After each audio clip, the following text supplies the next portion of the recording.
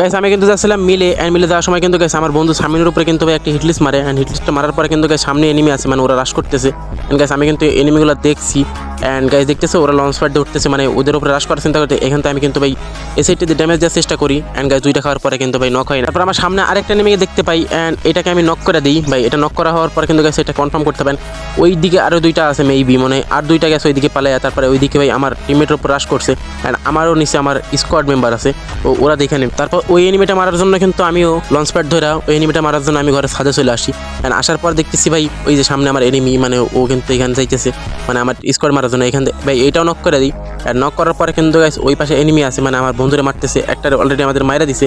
তারপরে কিন্তু গাইস আমি লাফ মারি হ্যাঁ লাফ মারার পরে কিন্তু ভাই ওই পাশে যাইতে পারি না। তারপরে কিন্তু সামনে আরেকটা এনিমি আছে তো এইটা কিন্তু যেভাবে হোক মারতেই হবে ভাই, না মারলে কিন্তু কোনো মতো হবে না। ওইদিকে আমি ড্যামেজ দেওয়ার চেষ্টা করতেছে অ্যান্ড দুইটা মারার পরে এইটাও নক। অ্যান্ড গাইস তোমরা যারা আমার চ্যানেল সাবস্ক্রাইব করো না সাবস্ক্রাইব করে দিও, আর সাবস্ক্রাইব না করলে কিন্তু গাইস তোমাদের একটা বিয়ে হবে না। তো জলদি জলদি বিয়ে করার জন্য হলেও একটা সাবস্ক্রাইব করে দাও।